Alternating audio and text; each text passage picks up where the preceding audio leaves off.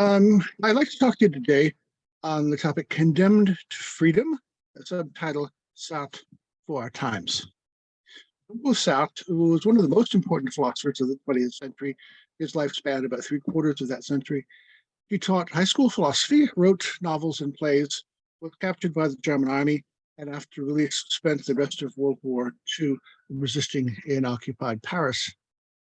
After World War II, he quit teaching to remain a writer engagé, what we would call today a public intellectual. Indeed, he was chosen for the Nobel Prize in Literature in 1964, which he refused. But although he could write some of the most technically intense philosophy, his book on being nothingness is quite challenging to read, he could also explain himself clearly to a literate public. For example, his talk that was then published as Existentialism is a Humanism, which is available, and which I'll refer today. Along with Albert Camus and Simone de Beauvoir, Sartre was a member of the group of philosophers known as existentialists. Eventually, Sartre would call himself a Marxist, which was somewhat surprising in that his original tag, existentialist, embodied a radical individualism that seemed, especially to many Marxists, something quite different. Famously said, hell is other people. And if that's true, how in the hell are you going to organize any sort of mass movement? But here he is, later in life, talking a Maoist newspaper, which he edited along with Simone in the streets of Paris. He also co-sponsored with Bertrand Russell a tribunal calling the U.S. to account on the Vietnam War. He's probably best known for this sentence: existence precedes essence. Existence precedes essence. Means, of course, for humans, us. But what could this possibly mean? Existence precedes essence. Well, here's how he explains it. Consider a knife. Unlike humans, it does have an essence prior to existence. It is what it is. It is not what it is not. It was caused in the past by an artisan who held a conception of what a knife essentially must be and must not be, what would not count as a knife. And a knife lacks consciousness. Let us say then of the paper knife sets out that its essence, that is to say, that some of the formulae and the qualities which made its production and its definition possible precedes its existence. And that's true of the paper knife. And most things, chairs, books, knives, are like this. They are solid, they are inert, they are not self-caused. But one kind of thing is different. Humans, that's us. Different sort of being than chairs, books, knives. We are self-caused. Humans are agents. We are projects to ourselves. This is an idea he borrows from Heidegger.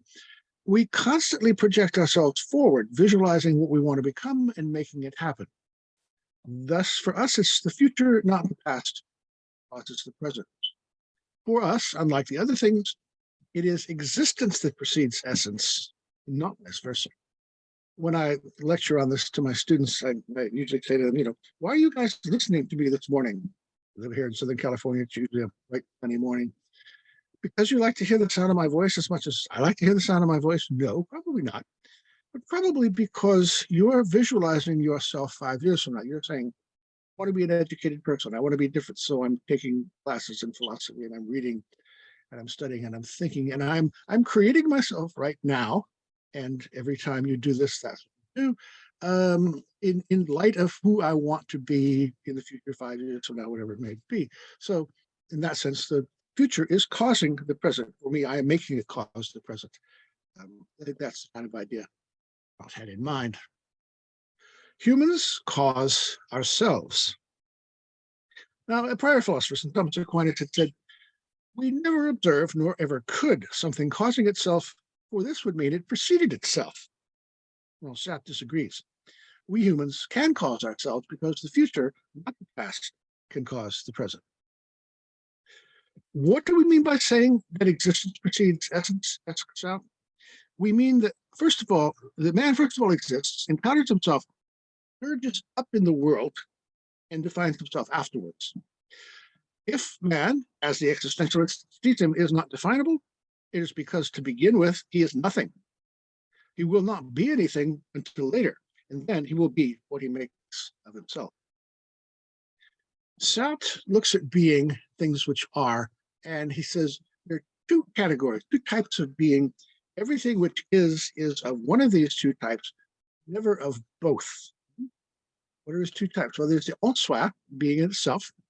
It is inert, it is not conscious, it is passive, whereas with the other kind of being, the pour soi, being for itself, it is fluid, it is conscious, it is agentic. Now, anything which is either en soi or pour soi. Nothing can be both, but God would have to be both en soi and pour soi. Therefore, God does not exist. And the reason God does not exist is that he cannot exist. He is an impossible being. Since God is impossible, he's not there to provide us with any moral guidance. There is to be any morality, we humans must find it, which is to say, create it ourselves. One cannot adopt the standpoint of the whole. As individuals, we're never going to get outside a particular point of view, that is to say, our own. We're never going to get in touch with some God's eye view of anything. We will never find any morality given to us a priori, that is, as an essence, prior to our own experience using our existence. Not only is there no God's eye view, there's no other sort of view from nowhere either. There is no divine instruction manual for life. Rather, we humans are radically free to choose.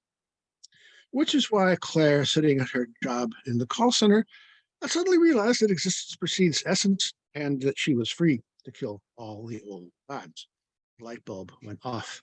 Ni Dieu ni maître, no gods, no master. Now, there's a problem with this, folks out. And that is this: we humans are not comfortable with our radical freedom. He uses the term the slimy, it can be translated. Karen Armstrong, in a very different point of view, it puts it this way: animals have no difficulty living up to their nature, but men and women seem to find it hard to be fully human. I think Sartre would agree. We experience our fluidity as the viscous, the slimy oozing. We want to cleanse ourselves. Just think about having snot running down your face, or slime on your hand, unless you're a 5-year-old. This is very disturbing. We desire to become inert, passive, and caused, like the knife there in the book, get rid of the slime. Now, this desire is impossible. We already pour soi, so we cannot then also become en soi. This is what God would be, but again, he can't exist. Nonetheless, Sartre notes, man is the desire to be God. And the mere impossibility of this does not slow down our desiring. Instead, we make excuses for ourselves. We blame other people or other forces for what, in fact, we ourselves choose. So, I was born in a bad neighborhood. I had toxic parents. I was dealt a bad hand of cards in life. The devil made me do it. We whine and whine and whine. We do this all the time. This is merely, as Sartre puts it, mauvaise foi, bad faith, excuse making. Yeah, Sartre was talking about people like us.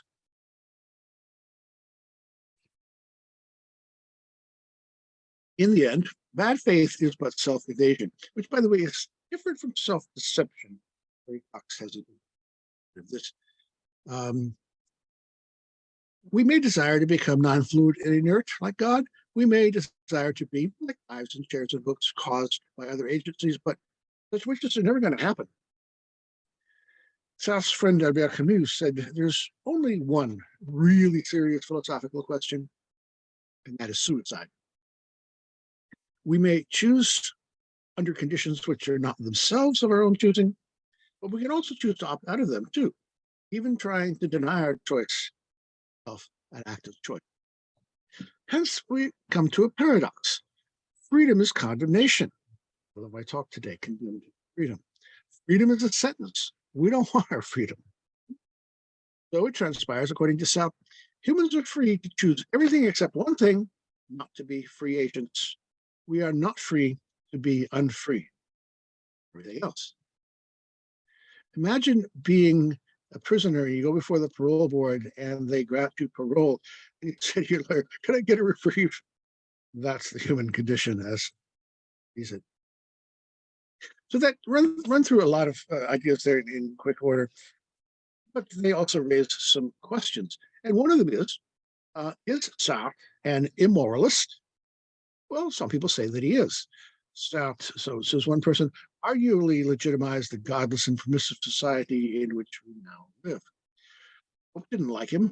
Pope put him on the list of prohibited books, not just any particular work, but all of his works banned by the Vatican.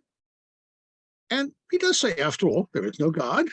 And if there is no God, then everything is permitted. It's Dostoevsky. There's no a priori reason why it's right to help the little old lady across the street, but wrong to run her over. It's a matter of choice. On the other hand, one could make the case, I think, that Sartre is actually a moralist. I think of him as the moral drill sergeant of the modern era. Quit your bitching, quit your bellyaching. The same sort of message, for example, Captain Mason gives in The Rock.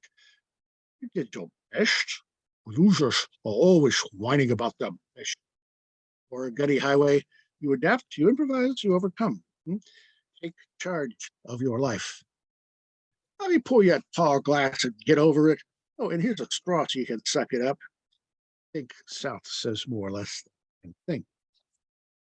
He says, there are no excuses, and by extension, there are no victims. In so saying, South sounds like a contrarian, even more so today, perhaps. So South for our times is perhaps rather untimely. And this is for two reasons, because essentialism, the view that he started off arguing against, is, and secondly, victimhood is in fashion. Essentialism is back, particularly with regard to topics like ethnicity, gender, sexuality. There are a lot of books out there with titles like Becoming Who I Am. It's as if there are pre-existing identities, and the point is not to choose who to be, but to connect with these pre-existing essences, that is, things prior to existence, the kind of thing that's took off after initially. It's as if the stork brings us our identity already bundled, and we only have to discover what it is and connect. Bradley Campbell and Jason Manning, two contemporary sociologists, document the recent growth of what they call victimhood culture, that is, sort of honor culture, which they contrast with a culture of dignity. In it, claims to victimhood constitute the basis of political legitimacy. Victims deny their agents, what would be, from Sartre's point of view, an exercise in faith. But long before the current discussions, indeed from at least the 1960s, there's sort of politics of claiming victimhood, and this became an alternative to the politics of asserting rights. Everyone is defined as some sort of survivor. Everybody jockeys for with each other for the victim. That is the politics of victimhood. Whereas the politics of rights says something rather different. It kind of got lost in the shuffle of World War II. Surprised me when I learned about it. It may surprise you too.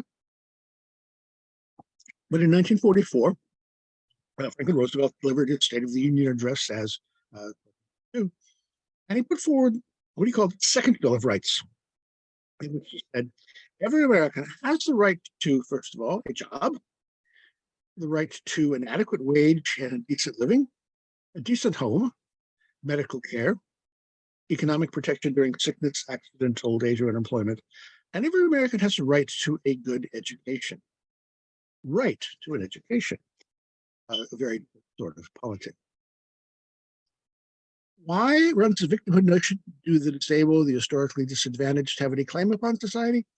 Only because they, as a specific interest group, can identify a harm, a disadvantage, a disability, not because all humans deserve housing, medicine, employment, or education. As the politics, what it says is that people do not deserve access for opportunities. Only some are worthy, the deserving poor, perhaps, rather than the undeserving poor. Only if they prove they're worthy by special exemption are they entitled to any consideration. Whereas the politics of rights says that there are certain things which all persons, as persons. Now we can debate causes or timing as we may. The fact remains that to choose victimhood as a stance toward life is to abrogate responsibility and agency. This would be particularly unfortunate if that is correct. We have immense leeway to choose if only we choose it. Objection. There are no excuses. There are no victims. Is this even true? And how does Sartre claim that humans are radically free to choose our lives differ from the smiley face American mind cure nostrum that I can be anything I want? If you can believe it, you can achieve it. Believe it and believe it, you can achieve it. Are there really no structural or other objective circumstances that thwart our subjectively desired choices? Is disadvantage just an illusion? This would seem to be obviously false. On the other hand, some people do overcome the identical disadvantages that other people not. Coleman Hughes has an interesting take on this. But if you don't know Coleman Hughes, I so envy you. You have such a treat in store. Got some very smart blogs on his YouTube channel. This one I'm referencing talks about the notion of lived experience, and he points to James Baldwin and Thomas Sowell. James Baldwin, a major public intellectual on the left, Thomas Sowell, a major public intellectual on the right. They both grew up in the same Harlem hood. So presumably their lived experiences were the same in that respect, at least, but they went in very different directions. They left that hood and went in very different directions. And of course, there were many people who didn't answer the same circumstances in the manner either of them did. But if it's obviously false that there are no objective disadvantages that bear on our ability and the ability freely to choose our own lives as things we ought to choose, what might we make of claims such as there are no excuses, there are no victims? Do we take this literally? Here we might enlist in aid some other philosophers. For example, John Austin talks about performative utterances. Speech is not always just literally descriptive. Sometimes words can do things too. He has a famous book, How to Do Things with Words. To the extent that we act as if self is correct about the scope of our freedom, we make it truer that this view is correct. We might refuse victimhood insofar as we can, and thus our agency. Second, and well before Austin, Socrates put the same sort of case for performative interpretation. He said to Meno, "We shall be better and braver and less helpless. We think that we ought to inquire than we should have been if we indulged in the idle fancy. There was no knowing and no use in seeking to know what we do not know." In any event, if Sartre's correct, we are never free to be unfree. We might choose to use this our condemnation by seizing responsibility for what inevitably we make of ourselves, or we might make excuses instead. Which of these would make us helpless? So, to summarize Sartre's views, existence precedes essence. Humans are pour soi, radically free. We are not free to be unfree. We don't like the sliminess of freedom de visque. Man is the desire to be God. We choose bad faith, making excuses, pretending. Bad faith is but self-evasion. We cannot succeed in God. Sartre may be the moral drill sergeant of the modern era, but we could ask, should his strictures be interpreted really or performatively? And for those who'd like to follow up with further reading, the talk that I mentioned, Existentialism and Humanism, is available in print as a standalone book. It's also e-text contained in Walter Kaufman's very good anthology, Essentialism and Dostoevsky. It's readily available. You can find it in a number of places. And if you want some secondary literature, I can recommend Sarah Bakewell's At the Existentialist Cafe, also Gary Cox's How to Be an Existentialist, or How to Get Real, Get a Grip, and Stop Making Excuses. I'm going to talk on Condemned to Freedom, South Times. My name is Michael Kavanagh. Thank you for listening, and good day.